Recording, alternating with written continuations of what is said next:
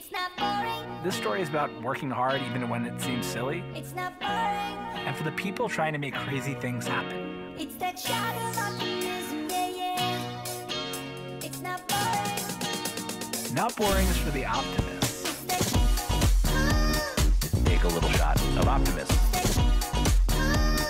Take a little shot of optimism. it's not boring. Let's just zoom out and take a little shot of optimism. It's not boring. Happy Thursday and welcome to Not Boring Founders. Today, I'm talking to Michael Kelly, the co-founder of Not Boring Capital portfolio company Open Forest Protocol. Open Forest Protocol, or OFP, sits at the intersection of Web3 and climate. It lets stakeholders measure, report, and verify forestation projects and lets project operators get access to carbon financing when their projects are successful and eligible. What first attracted me to OFP was the fact that by using a decentralized monitoring and validator network, OFP unlocks projects that are too small for traditional registries like Verra to verify, which make up the bulk of the world's forestation projects. More generally, this category of regenerative finance, the intersection of Web3 and climate, is one of the Web3 use cases I'm most excited by. By bringing transparency and liquidity to previously opaque and over-the-counter markets, more planet-positive projects will get funded and completed.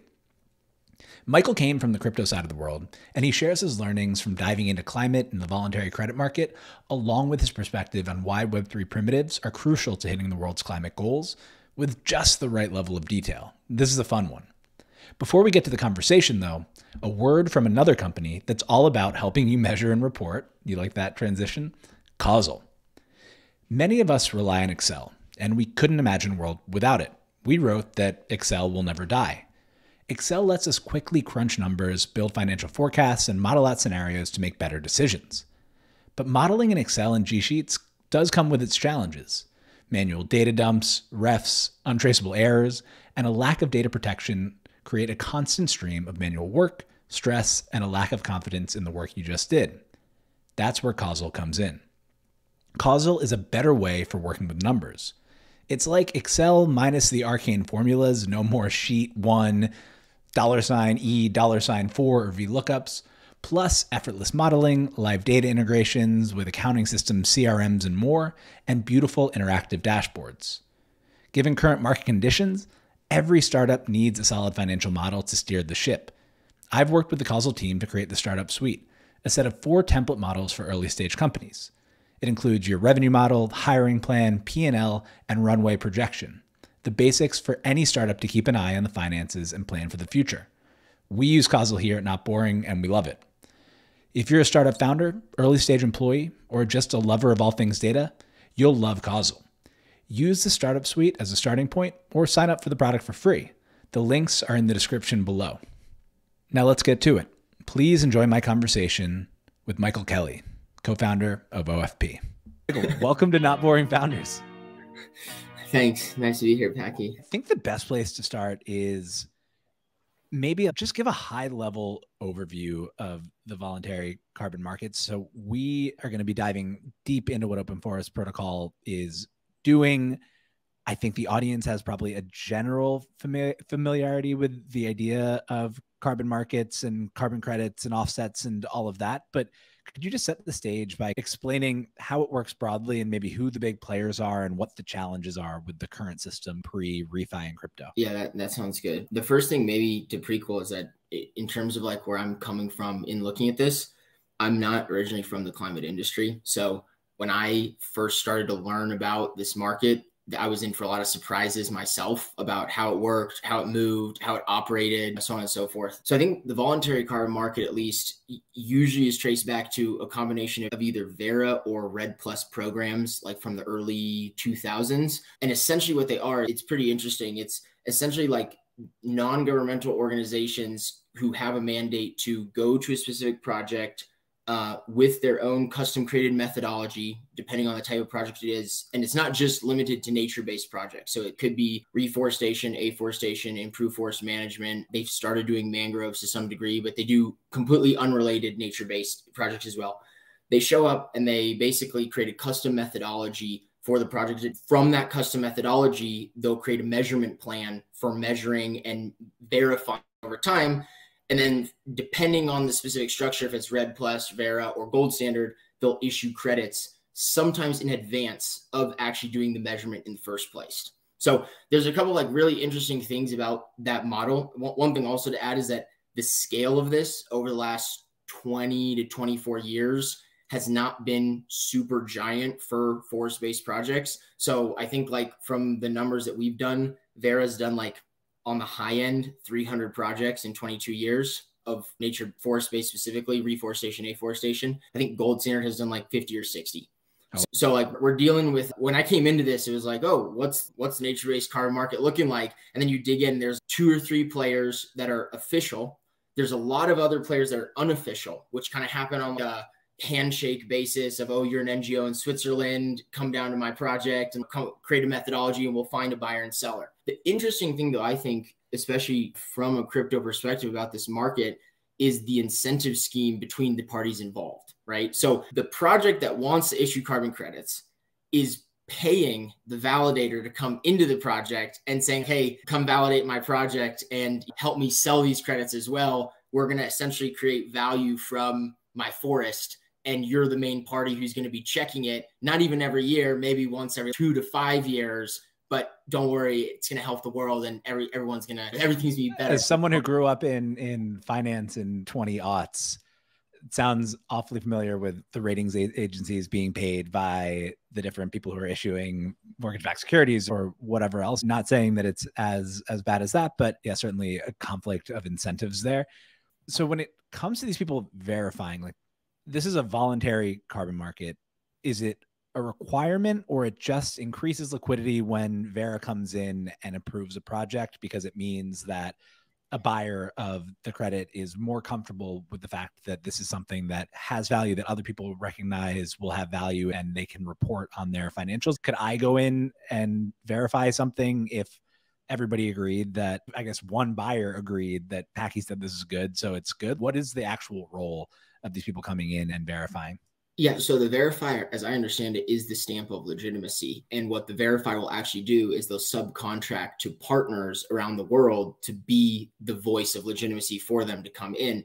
Now, the big qualification there is that sometimes what happens, which is actually what I was talking about when you went off, is if the project runs out of money, the verifier will no longer come and verify the project anymore, simply because there's no more money involved. So there's a ProPublica article that came out, and it was like these journalists were doing a dive into this REDD+ project in Cambodia, and they sourced a remote sensing company called Descartes Labs. And they asked Descartes Labs, they're like, hey, this project has supposedly been going on for 10 years or so. Can we see the state of the forests and how it stands using this remote sensor? And when they looked at it, it was pretty shocking results. It was like 86% of the forest had been cut down in one area, 92% in another area. It was like the best case scenario was like one forest had maintained its integrity. And that was like out of the 6 plots that they had contracted to pay. And when they asked the project, they said, you know, what happened here? He said, oh, we just ran out of money, and we didn't have the funds to be able to bring the verifier in to keep verifying, to generate the credits, to be able to sell the credits, to make money, to keep the project going. And I think if we all just take a step back here for a second, that's the voluntary carbon market. Right? That's what I think EY is like coming out with reports being like nature-based credits, net zero nature-based scenario. It's going to be like $200 per credit, or this is the most high quality type of carbon credit you can get from nature. And it's a pretty troubled state of the current industry. You anticipated my next question. What is so valuable about forests and trees? Yeah, I think so. If we're talking about how the old system looks at things, we're talking about it from the perspective of carbon sequestered. And the fact that if you can turn a new forest into an old growth forest over 150 years, the amount of carbon that is sequestered in the process of the forest being planted and evolving and growing over time is significant. It's stable, it's permanent, so it's staying in the ground, and it has multiplier effects that can lead to enhanced benefits for other types of vegetation or water or so on and so forth. Just to get a sense of the magnitudes here, tropical forest can do between 40 to 60 credits per hectare. On the lower end, we always be conservative with these estimates. Mangrove forests, depending on the type of mangrove, can do upwards of 500 to 600 credits per hectare. So, and that's why a lot of people are like, oh, just focus on mangroves. That's the tenderloin of carbon in the future, yada. But yeah, I think so. Generally speaking, it's the fact that it has a permanent basis from which the carbon can be stored in a reliable and easily maintained manner. That's not dealing with heavy machinery in some way if you're going to be sucking it up, or it's not dealing with something that could change drastically over time. And all of a sudden the carbon we thought was there is no longer there. Yeah. So you mentioned that you're not from the climate space, you're from the crypto space. How'd you find your way into this world? So I got dragged in, funnily enough. I had a friend in 2017 who's a professor of sustainability, and he had a project with the World Bank, and he wanted to see if we could use blockchain to track the money being transferred. It was with the government of Pakistan for a reforestation initiative they were doing. I was pretty cool this and say at the time, the tech tree of crypto was like so bad, right? Like you have a barely functioning L1. NFTs aren't really a thing. DAOs definitely aren't a thing. DeFi definitely isn't a thing. So you're like literally just looking at like the prospect of hashing data onto an L1, and that's all that exists. So I gave him like a proof of concept on it. And then we actually started talking around the industry, the climate industry, not the crypto industry. We became really good friends with Christopher Marshus, who is the managing director of the Center for International Forestry Research. And they had actually done a lot of work in REDD+. So if you can imagine like early 2018 to mid 2018, right, when crypto's nuking, like the three of us are jumping on calls every week and just basically just like dreaming about how blockchain could in some way be used to change the way that we interact with nature. And then weirdly enough, it died off in 2019 and 2020. We were like, oh, it's too early. There's not a lot to do with this, yada. Went on, did other things.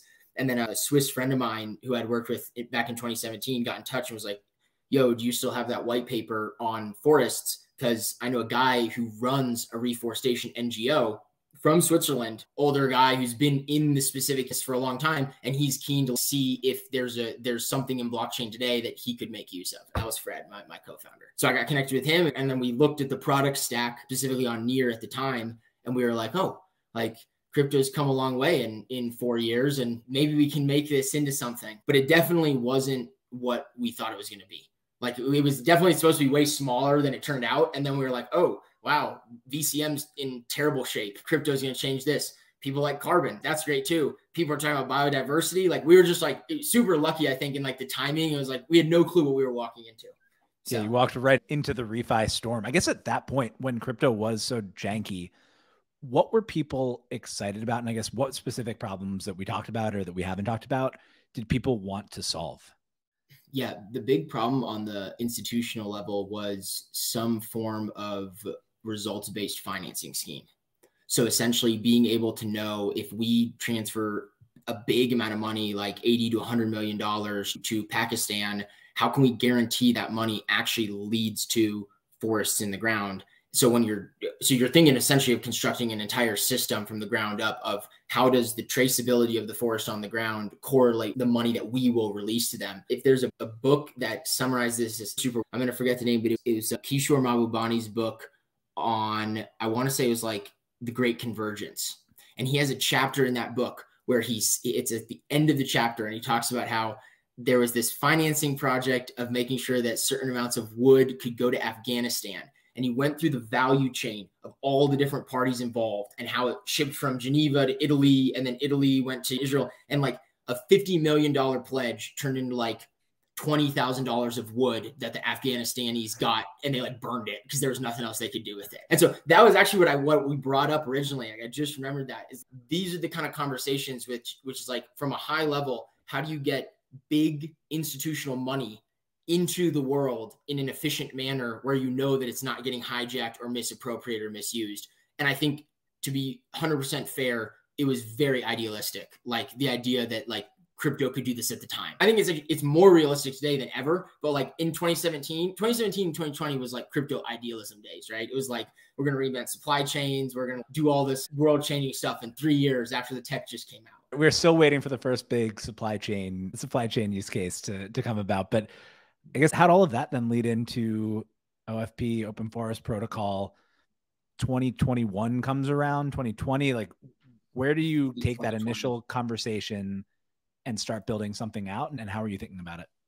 Yeah, the early ugly version of OFP would have just been a DApp where it would have been very one-dimensional. You would have uploaded data from the field, put it on chain, and then basically use that as a basis to turn around and be like, look at my data on chain, look at what's happening with my forest. Someone come in and give me some type of value or money or something, and I'll keep doing this as long as you keep supplying me. No, the real, I think, innovation, this is also pretty serendipitous, but at the time that I was put in touch with Fred, I was actually working with a project called Flux Protocol, which does decentralized oracles using it rather than using some type of machinery or algorithm. They're using a certain mechanism design that's similar to a prediction market. So essentially, like, Augur came along originally and they're like, we can use escalation and affirmation and denial to affirm whether, you know, a certain outcome is correct or not.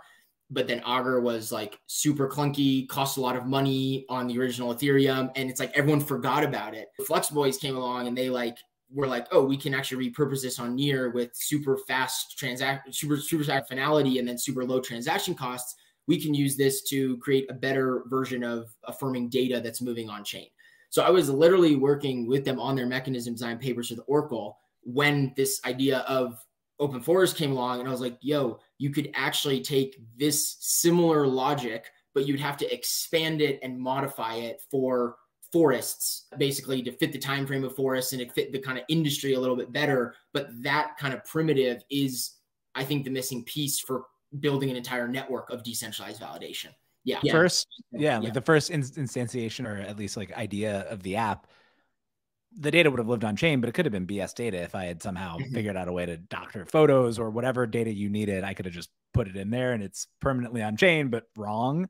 But then with this, you have a way of scaling the verification process in a really big way. So I guess now that takes us to maybe talk through what you're building today, what OFP looks like right now. Yeah, that's a increasingly like complicated topic because it seems like we just keep building more into the ecosystem, which I'm not complaining about because I think it's going to pay itself back in 3 to 4 years. So the original logic under OFP was actually extremely simple. It was, we want to create a platform for the measurement, reporting, and verification of data, because any type of future regenerative economy that you can imagine has to begin with solid, reliable measurement, reporting, and verification from the ground of the project. So essentially the original design, which we've built on since then, is projects are essentially minted as NFTs.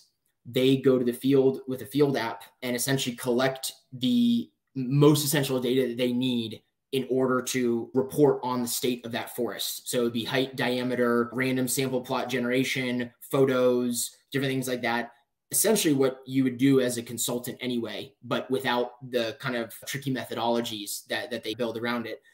You would take that data and you would essentially upload that data to a network of validators, and the validators would have a certain amount of time to either affirm or deny that data in the binary. And then once that's affirmed or denied, the result of the validation gets written into the NFT metadata, and the project is on the clock again to collect data once more. There was no value component in that piece. It was literally just, we're going to do MRV and see what happens once we get this system off. That is live. So just like for context of where we're at, the ability for projects to onboard was in July. I think right now we have about 62,000 hectares on the protocol, which is surprisingly good. Like I said, I'm coming from the crypto side, so I was like, I had no idea what to get from this. And I'm like, okay, that's dope. And we're in the process of launching the first validations. Those will be on January 27th with the validators that we've signed, essentially, to try to speed the process up. And then any type of value piece that comes from this, which is the next layer, it is what basically we're building into that logic of projects collects data, project sends data, gets validated, repeat. You can basically build into that logic this idea of the data that the project collects is run through an allometric equation, and that allometric equation determines a carbon value from the data that was collected, and then you can mint a natively on-chain carbon credit that is from the protocol. It's not from any entity. And we fell into that, and we 100% fell into that. That was not planned from the beginning. That was like, oh, wow, this is just hanging right in front of us. That'll come out in July. Yeah. Before we get to dive into the kind of value layer more, there's a bunch of things that I want to understand in the first piece too.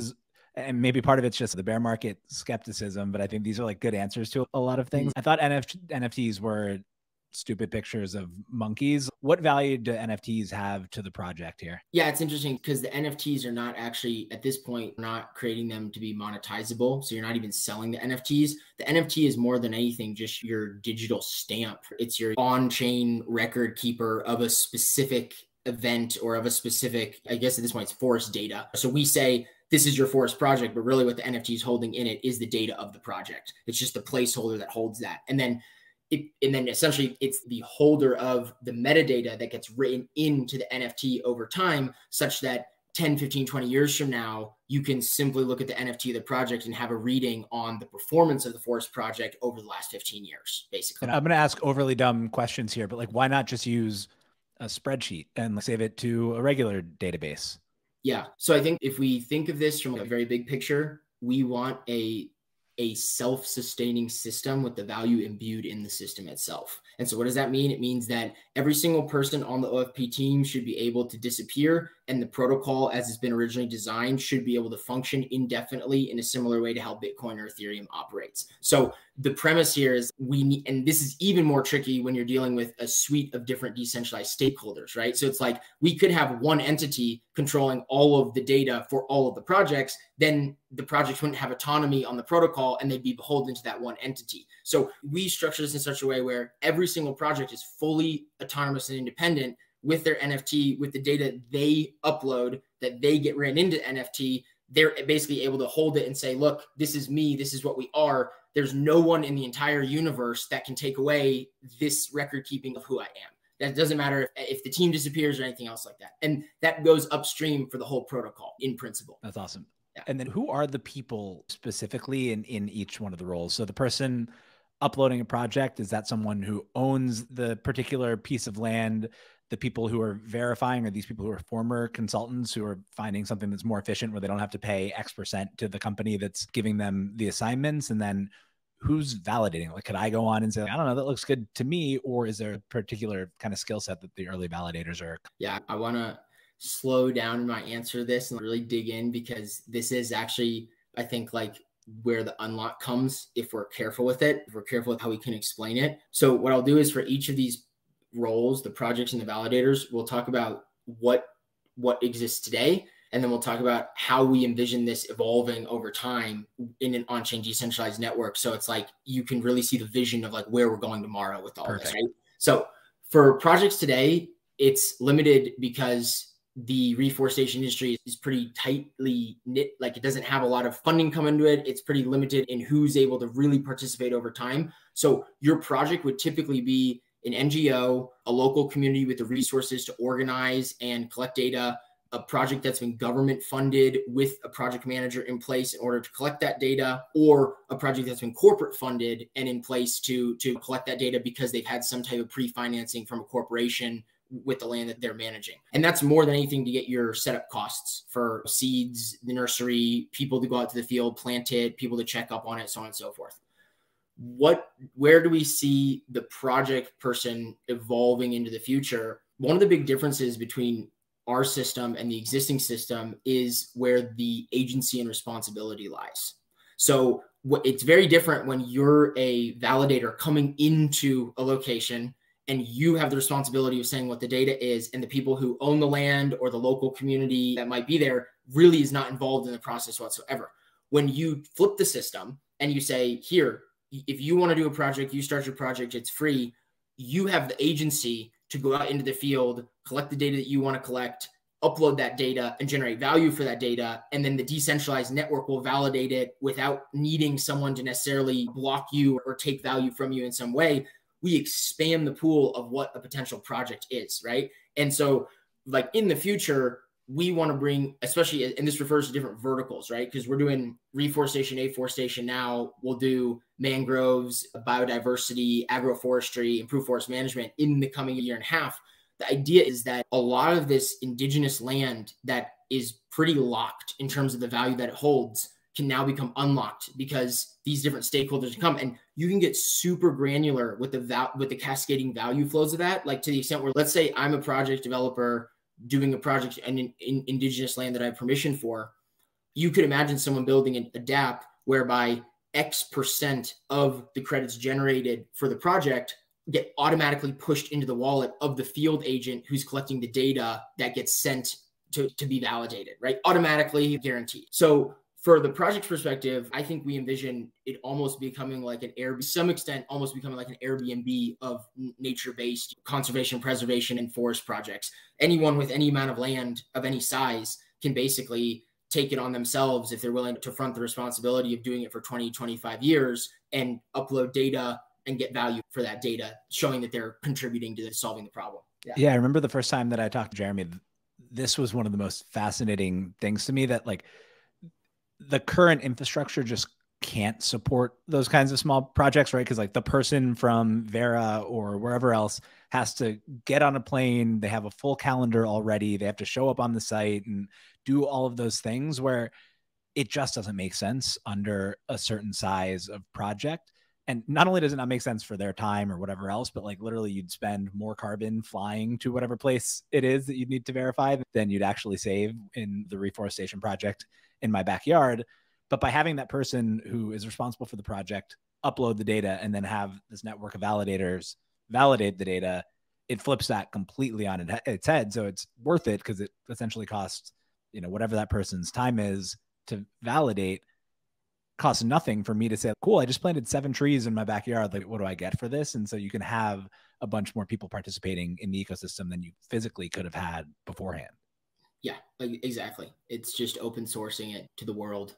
And it's a problem that I think the world is very keen to participate in. If an entrepreneur says, oh, shoot, I can make a 20% ROI off of buying up this many thousands of hectares in this area of the world and reforesting it, we're essentially entering like the transitory period where now there's value in nature. Like we're slowly like crawling up and like finding ways of assigning and creating systems of valuing nature in a world where that hasn't existed yet. It's pretty awesome that's the case and the place that we're in now. Or you mentioned the word externalities before, where there are these externalities that are now just being captured and assigned value. So you can get more value from doing the good thing than you could like push onto the rest of society by doing the bad thing, which is really cool. Yeah. 100%. 100%. And then can I validate? Like, what does it take to validate? Yes, this is, I'll give you like the truthful answer, not like the PR friendly, like whatever. Thank you. So when we look at validation, the idea here is interesting because the game has also changed. In traditional validation, there's one party that's going there and that has what you would suspect to be immediate clarification on the status of the forest. And they can write down very clearly and say, this is how things are. And this is the state of the forest that I'm reporting. And I'm giving that to create or sell some credit of some sort. With our validation structure, the idea is that the project is uploading data on chain for the state of their project, beginning with a baseline data upload. They do an upload, 2 uploads every year for the first 2 years, and then 1 year thereafter. And we are then saying, okay, using this baseline, we're now opening this up to a collective of, for now, qualified stakeholders who would be capable of zooming in on the data and looking at basically 2 things. How does the data that's been uploaded relate to the data that was uploaded in the past? And this is, again, thanks nature for this, because your margin of variability is like pretty limited, right? So you can't be like, oh, my tree grew by a part that's not possible to grow by. So it's like, and every time a project uploads that data, it's like they're writing Sharpie on their face saying, this is the state of my project. This is what I'm standing by. So that's the first process. The validators come in and the validators, okay, let's see how your own story fits with itself. And then the qualified validators piece comes to basically say, if depending on where the validator is coming from, they have a tool or some type of facet that can actually independently check if it's in range with what the forest project is uploaded. So you can think like remote sensing companies, LiDAR companies in a certain area, communities of people who would be in the area to be able to go check it, so on and so forth. Because our timeframes are now expanded, every validation takes 30 days in its initial validation, and there's 6 months between the validations. So that means that literally, as if I'm a local validator on the ground, I have 6 months to go check out this forest, from which when the validation starts, I can say, hey, I checked this out in the last 6 months. How does that align with your satellite data? How does all that align with the historical record of data that the project has uploaded over the last 5 years? And those people communicating with each other? Will there be like this ecosystem of apps built on top that are helping to triangulate the different data sources and just saying, oh yeah, that's bullshit. A tree can never grow that fast. We don't even need a human here. Or what does that look like now? And how do you think that evolves? Yeah, 100%. So right now, the big qualification is that when these validators are validating, they can't see what the other validators are validating. So they can only see themselves. And the principle there is actually pretty simple and pretty, I don't know how to describe it, like transparency right in front of you. You can coordinate truth easier than you can coordinate falsehood. Yep. So if a bunch of parties are all aligned and they can't see what everyone else is thinking, but they're all dealing with the same base data set or their own data set that they're bringing in, they're going to vote on what seems intuitively to be the case to them and not try to overthink it and say, wait, what if someone thought this or that? We are building into the dashboard the widget called the Validator Forum. And the idea behind the Validator Forum is essentially to be able to create threads on every single data upload where all the different validators can basically come in and share their data of how they're seeing this specific upcoming data upload. And it doesn't even have to be necessarily related to someone doing something with big machinery or being on the ground. It could literally be like PricewaterhouseCoopers style consultant that says, hey, I've looked at the last 8 data uploads of this project. I've looked at the margin of variability in the data uploads. I'm going to forecast and say, this is what we should be getting if this is a legitimate data upload within this range. And if not, you should double check and scrutinize this to some degree a little larger. I think where it goes, to answer your question, so the goal is for projects to actually have not just field data they have to collect, but to have additional widgets that you can just add into their dashboard. So they're basically saying packages of data on chain, right? They're saying like, look, we collected data from the field, but here's our remote sensing data. Here's our flood analysis check. Here's everything. So this shouldn't be hard to validate whatsoever. We'll get the work done ahead of time. So you have the best information possible for seeing that we're legitimate. And then on the other side, for validators, we say, we want to expand the validator network to as many different perspectives as possible. If you were able to land like a NASA or a SpaceX, like that's already that's going to change everything in terms of the legitimacy of how it looks. But between a NASA and a SpaceX and a local person who lives on the ground, there's thousands of potential stakeholders who could be involved. And I think for me, at least, and this is coming from the crypto side of the house and not at all from the climate side of the house, but it's like, I actually think that people are pretty smart. And I think that like in a future, like 5, 6, 7 years from now, you could get like a 14-year-old who is growing up somewhere and has deep connection with understanding forests or how forests operate. And that 14-year-old should be able to have a voice, however small it is, on a validator network if he's willing to put the time in and participate. I think that's what ideally I would love to move towards. This kind of system of, sure, there are the key pillars of they're respected from the outside. No one's going to ask if they're doing their job or not, but there's a lot more room to open up the pool for new people who actually would have a lot to contribute. And they might catch things and they might also be able to verify things in new ways that maybe we haven't thought of yet. That's super cool. And I guess, is there some sort of feedback loop happening where if some idiot 14-year-old comes on and is like just playing a prank on the system and validating everything, like that person's vote counts less, or like what's the reinforcement mechanism there?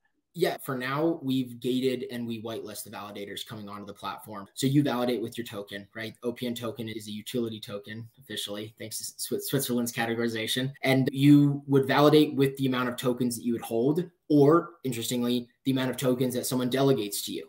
So hypothetically, if we're looking at this kind of from financial incentives, because you're rewarded for being on the correct side of the data upload of the validation, ideally the system has a mechanism of weeding out the bad actors, because if the assumption is that the bad actors are going to troll and there's not a proportion of bad actors on the network, then the trolls aren't going to win anything.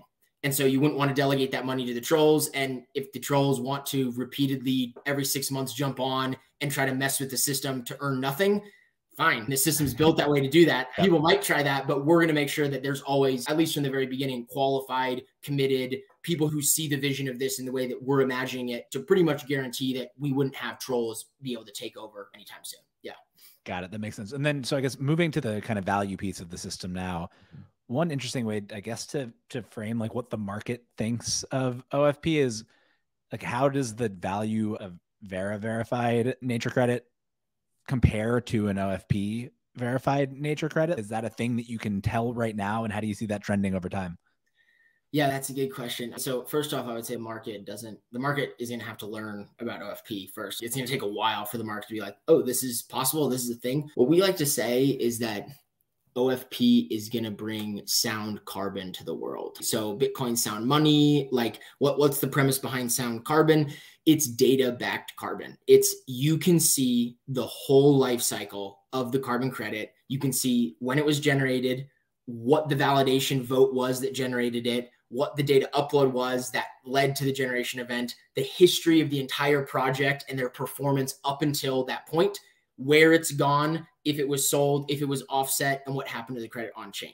And so like the question, like, how is that going to mix with traditional Vera? I think it's going to be quite shocking because people, I don't think, have imagined that such a system is even possible up until this point. A lot of these credits as they exist, they are complete black boxes with fallouts going through when they were validated, what methodologies they use, they're covered. You don't know what went into it. You don't even know where they were sold. And so we're really turning the whole thing on its head and pretty much saying, and then that's the cool value discovery piece is it's, let's see what the voluntary card market is really made of, right? Let's see if they really believe in what they're saying and if they're willing to value and purchase, offset, and speak about a fully data-backed carbon credit that doesn't have a beautiful signature of a well-known consultant on it, right? Or a corporate on it.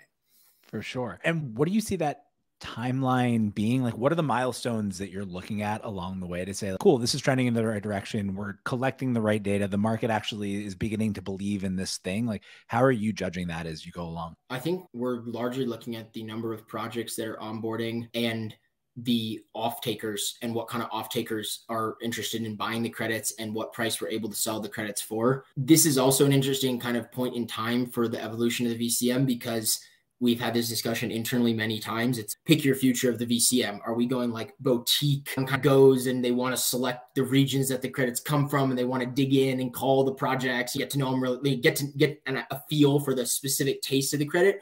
Or are we going financialization future where like a massive multi-billion-dollar liquid voluntary card market lives across a number of exchanges with financial derivatives, with DeFi Legos built around it, and corporates are basically just coming in and saying, oh, like we know open carbon credits are sound.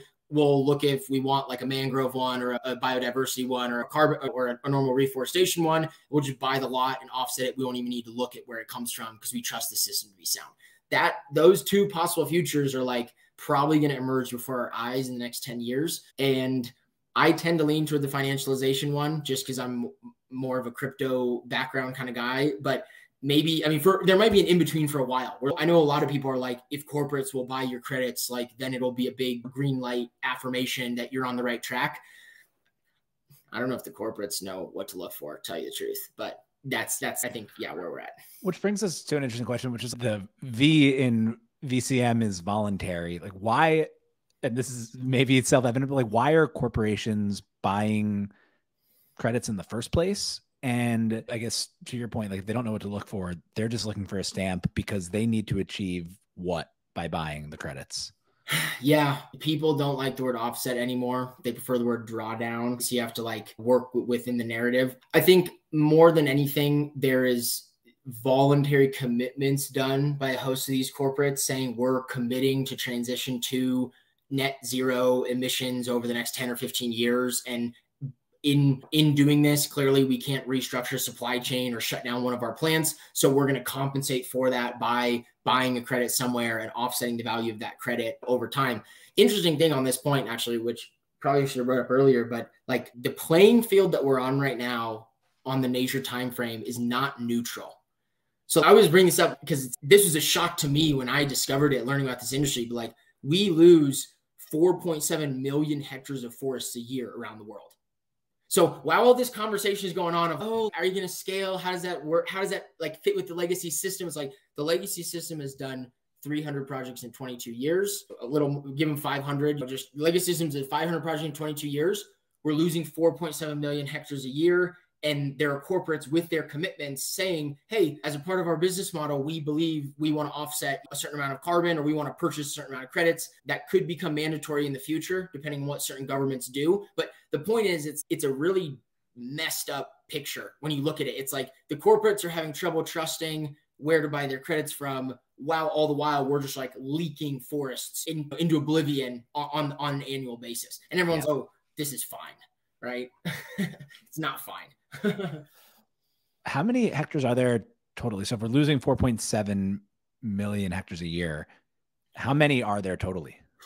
So when we do our total addressable market for OFP, we tend to conservatively come to about 2 billion hectares of like addressable market over the next 15 to 40, 50 years, depending on how bad things go. 1% of that market was what our 2030 goals were, which is 1 million hectares on the protocol, and that's only of the billion that could be used for reforestation. So yeah, there's a graphic from our World in Data that breaks it down, but of course it used to be a lot worse in terms of like net loss. We're down to 47 million hectares a decade. I think in like the 60s, it was like 116 million hectares. I would say there's probably about 1.5 billion hectares there reliably. And then if you add in mangroves and other areas like that, you could probably run that number up. The actually interesting thing though about this is it's one thing to be like, how many hectares are there? It's another thing to be like, what's the state of biodiversity and what are the dependencies on these hectares that we can dig into, right? And like when you look there, it's even worse because you're like, there's a lot of cascading effects of losing these types of forests over time. Yeah. If a butterfly's wing flap can cause a hurricane, removing 4.7 million hectares of forest can cause a whole lot more damage than that. So I guess one other way to describe the market is there's like the supply side and the demand side. You're working on the supply side. Where do these credits go then to get to the corporates, or like who are you working with to get these credits to market? Yeah, what we're building into the core protocol is an auction mechanism. So we're looking at carbon like a commodity in a normal commodity auction, as you would have, say, in the United States in the Midwest. The producers would bring their commodity to a single place, and then the market makers or the resellers or the people who are looking for it would come and they would purchase it up and then put it into the market or sell it to their client base, so on and so forth. So we're building that into OFP such that projects can choose to automatically auction their credits when they're generated to a whitelisted suite of market makers and buyers. And those are the typical suspects in refi: Flow Carbon, Toucan, Senken, and there's a couple others that aren't strictly refi. I think some of the exchanges have expressed interest in being able to get in at the ground. That's how we intend to aggregate and offload the credits in our system. And then what they decide to do with it is actually an interesting conversation. And a lot of it depends on how creative you can be in terms of the crypto product stack that exists today. Celo was originally interested in having credits back the Celo reserve, right? They wanted to kind of build that way. I think a DeFi primitive of a stable coin backed with carbon or a mixture of carbon and another basket of assets like that possibly is a hit in the future. Other than that, it's probably market infrastructure, offset infrastructure. So if a party thinks they can sell to corporates directly and easily, they'll buy up a pack and then resell them probably with a small amount of return, or they'll create a liquid market and derivatives on it in some type of order book in some sense, if people want to speculate on that future. Yeah. So those kind of the current landscape. I would expect it to totally change a year or two from now, if we're honest, right? Yeah. I'm going to make you put your future hat on here a little bit. So we'll start with the crypto perspective, which is like, if you had a magic wand and were in charge of how these markets develop, like looking back at a decade, like what does this whole market look like? What are people doing with it? You said that you lean towards financialization, but what does that look like in someone's everyday kind of life as they're thinking about building their portfolio? Yeah. So I guess the qualifications, are we thinking dystopia or non-dystopia in the sense that we're an optimistic podcast here? We're thinking solar punk or solar punk, solar punk utopia. Yeah. Okay. Yeah. So I think in the most optimistic scenario for the average person, if some type of if there's an offset requirement at some point in life, you would be able to purchase an offset for your specific zone. More likely what would probably happen is retail would have the opportunity to capitalize off of the behavior and commitments of the corporates. And we would have these massive liquid carbon markets where the corporates would essentially be the ones getting squeezed. The corporates would be the ones that would need to plan ahead in terms of how much they're going to purchase, because if they're not able to transition or draw down sufficiently, either regulatory wise or voluntarily wise, their commitments would would force them to buy enough credits to offset and justify whatever their commitment was. So if I'm retail, I'm looking at this market, or if I'm a family office, if I'm in finance, I'm looking at this market, I'm asking how much supply is coming onto this market, for how many commitments are emerging globally from around the world to do this. And if I can get to this supply before the people who have to buy this can, I can mark it up or hedge it or do something with it as a way of making money off of these commitment needs. Yeah, like long term, it has this like weird perverse dynamic where if I'm holding credits long term, I'm actually rooting against more supply coming online. So I'm rooting against more trees being saved or planted or whatever else. So it has that weird property long term. But yeah, you're right. Short term, if you can get ahead of necessary buys, whether that's mandatory coming from the government or just because shareholders want companies to offset their carbon footprint, then that's a really good thing. But is that long-term dynamic right? That it's like as a buy and hold asset, it's weird because you want more supply to come online, but you wouldn't as an owner. Yeah. So the long-term, it's going to be interesting. I think the long-term has a lot to do with how realistically you think we'll be able to transition or draw down, or how long do we think that we're going to be needing to purchase credits for, and how the credit market has room to grow. I'll say, I think a lot of the analysts from what they're predicting see the demand going up continuously through about 2050, 2055. So that's, I think if that's not long-term, like medium term, next 30 to 40 years, you're going to be having like reoccurring growing demand. But the interesting thing, I think from a long-term perspective, which we've thought a fair amount about, is like, what's the end game with crypto here? The end game with crypto here is that what started as a conversation on the value of nature turns into a conversation on the nature of value, whereby at a certain point, people start to realize we should not be monetizing nature itself and using that to buy and sell and speculate on. We should be using the data of the conservation of nature itself as a basis for a type of monetary system that's sustainable and that can be used to exchange other things. And I think that's like a multi-century long kind of conversation. But I think if you look at this point in time, for the first time ever, we actually have the technology at scale to do this in a global, decentralized manner, whereby we could create some type of nature-backed currency that actually ebbs and flows with the way our relationship with nature to some degree. Yeah, it's hard to say that without sounding like a little bit over. Like I do sound a little bit over, like without sounding a little bit crazy and over optimistic and futuristic. I know that in Ministry for the Future, the Kim Stanley Robinson book, there's an idea for that. Although he said afterwards that he didn't love crypto, but I wrote about Cello and I think got pilled on that idea as well. Hopefully it'll be less than multi-centuries, but yeah, this is, if we don't fuck it up, a good opportunity to rethink what the value systems look like in a way that's not degrowth, not anything like that, but it's just actually like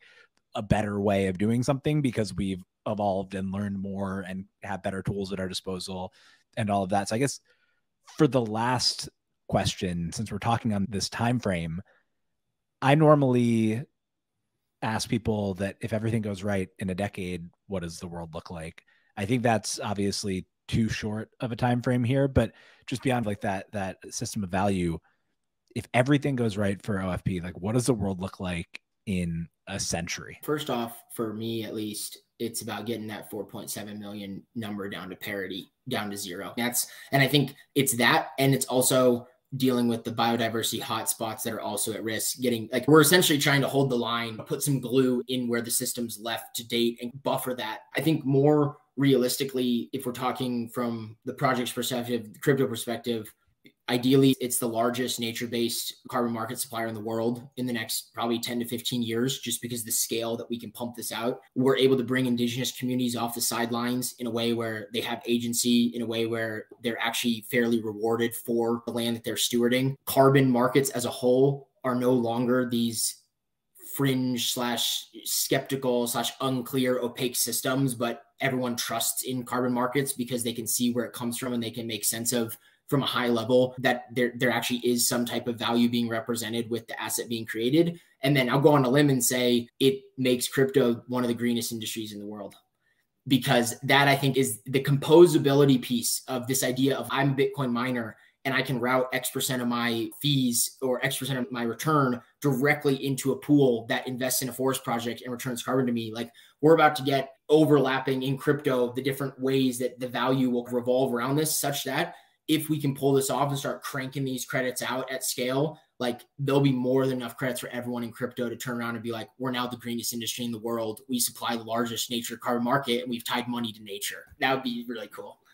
I know. I love that. I forget who said it, but one of my favorite takes was that everybody's worried about how much carbon there is in the air, but like actually in a century, the issue is going to be that there's not going to be enough carbon because we'll have done such a good job pulling it back out of the air. And that feels like an equally optimistic, but also realistic take. Like it seems like it could be table stakes at some point for a protocol to just program in, hey, 1% of whatever we do is going to buy these things. And fuck you for the environmental FUD over the past decade. And we're just going to blow this thing out of the water.